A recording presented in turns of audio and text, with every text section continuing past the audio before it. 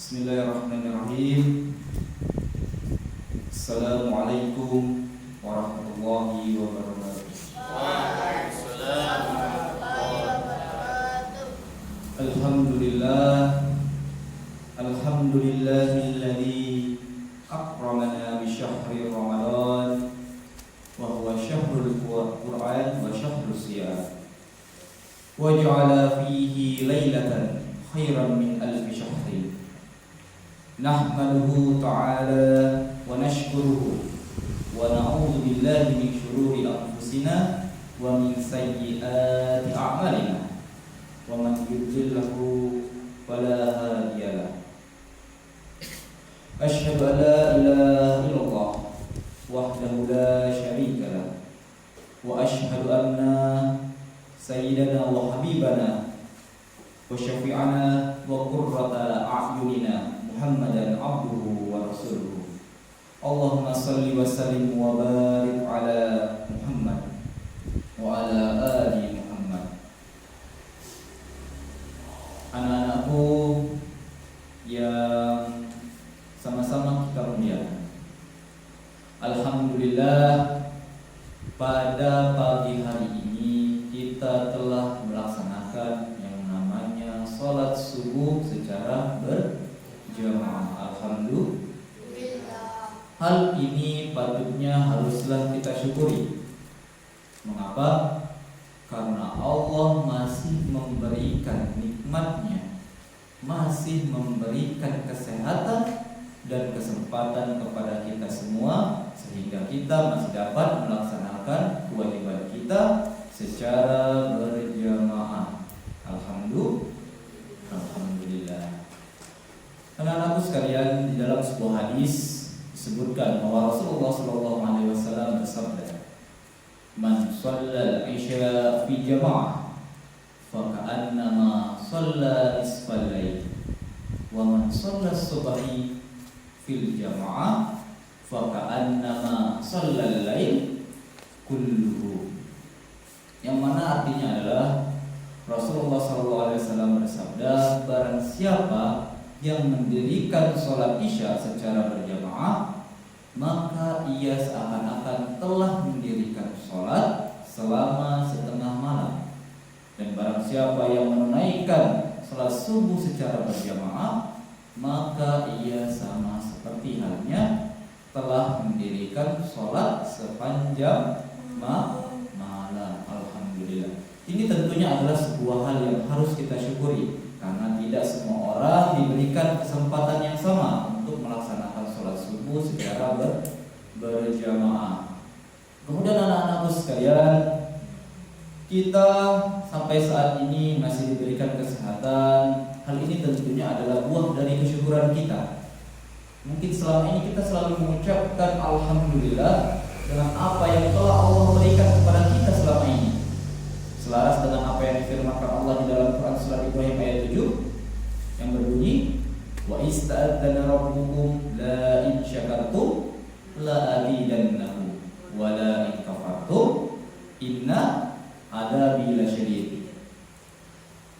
Allah Subhanahu wa taala berfirman, Ia mengatakan kepada kita umatnya, hambanya, wahai hamba-hambaku, barang siapa di antara kalian ada yang bersyukur kepadaku, maka apa janji Allah kepada kita?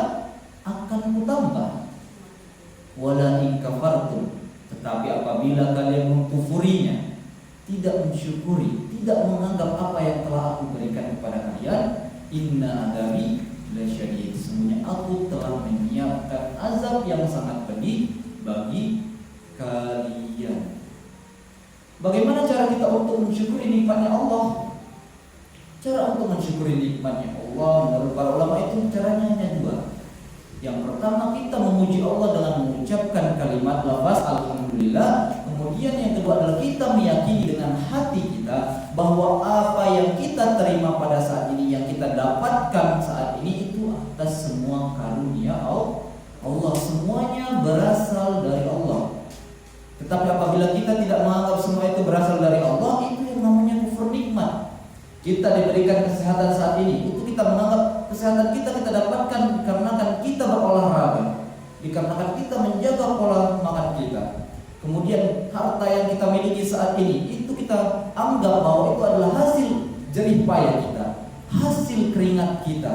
Kita tidak meyakini adanya campur tangan Allah di dalamnya. Inilah yang dinamakan dengan kufur di Nauzubillah min dzalik.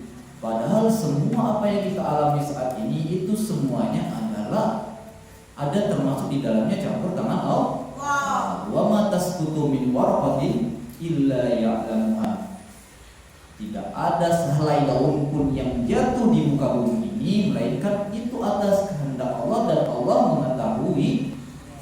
Jika sehelai daun saja, selembar daun itu jatuh atas kehendak Allah, apalagi yang terjadi di dalam kehidupan kita.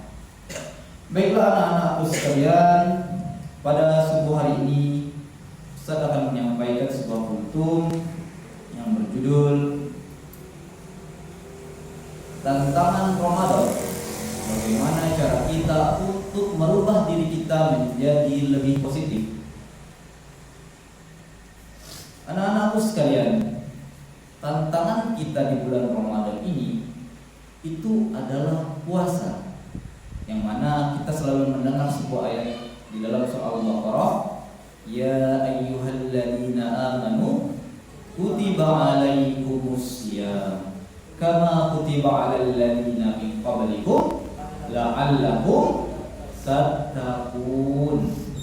Wahai orang-orang yang beriman, diwajibkan atas kamu untuk berpuasa sebagaimana telah diwajibkan juga kepada orang-orang sebelum kamu agar kamu bertakwa. La'allakum tattaqun, agar kamu bertakwa. Ini adalah tujuan diwajibkannya mengapa kita harus berpuasa, agar kita bertakwa. Jadi tujuan puasa tidak lain adalah untuk meningkatkan yang namanya ketakwaan kita, kepatuhan kita kepada Allah, menjalankan kewajiban kita dan menjauhi segala larangannya.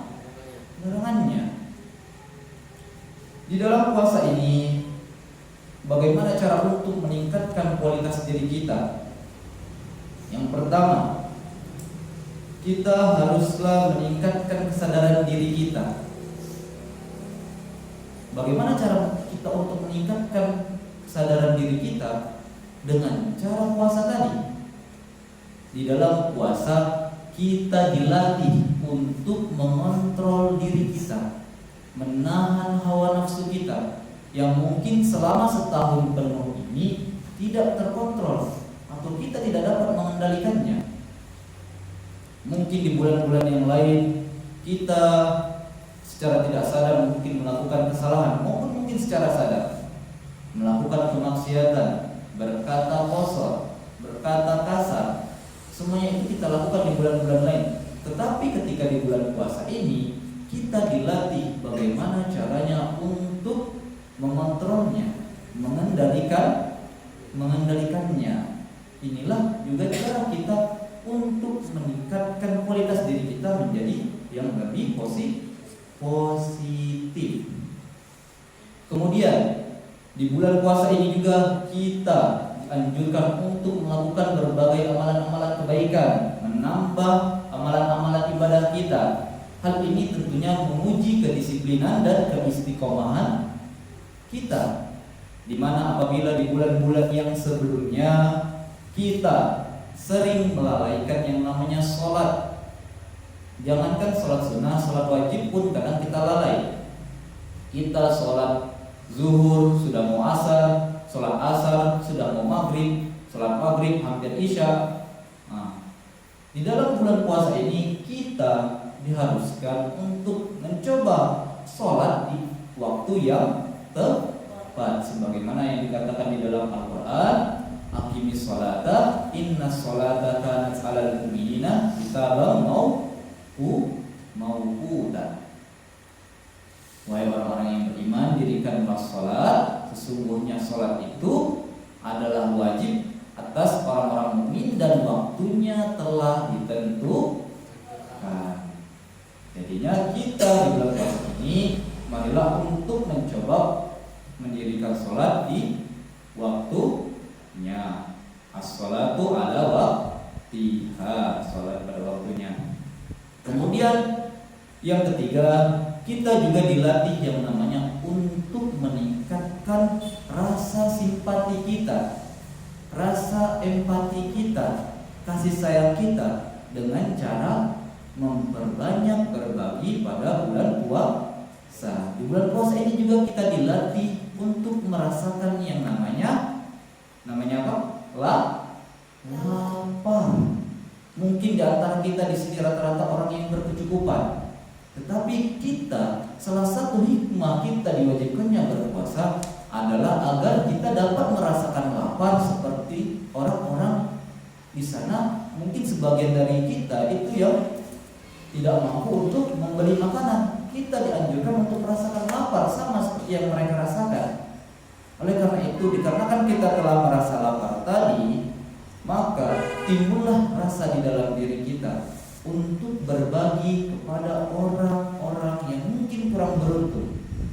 Di dalam surat Al-Ma'un juga disebutkan, "Ara'aital ladzi yukadzibu bid-din." Apakah kalian ingin melihat orang-orang yang mendustakan agama, yang mendustakan hari pembalasan? Fadzalika alladzi yad'ul yatim. Itulah orang-orang yang menghardik anak yatim, wala yahuddu ala ta'amil miskin, dan yang tidak menganjurkan untuk memberi makan kepada orang miskin. Oleh karena itu di bulan puasa ini, marilah kita melatih empati kita, dikarenakan kita sudah merasakan lapar dan kita tahu rasanya lapar itu tidak enak. Marilah apabila kita memiliki rezeki yang berlebih, kita bagikan, kita beri kepada orang yang membutuhkan. Sesungguhnya apa yang kita berikan itu tidak akan hilang. Salah seorang ulama kita di Indonesia ini, Buya Hamka. Ada yang pernah dengar namanya Buya Hamka?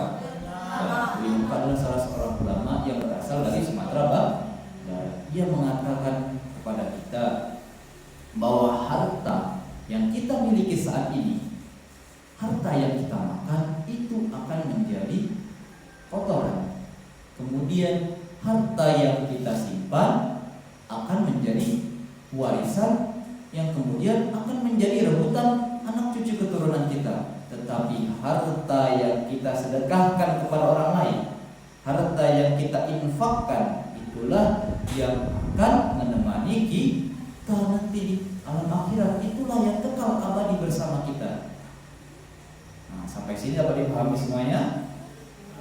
Jadi cara kita untuk meningkatkan kualitas diri kita pada bulan suci Ramadan ini, yang pertama, kita perlu meningkatkan kesadaran diri kita bahwa kita sekarang sedang dalam beribadah, sedang dalam berpuasa.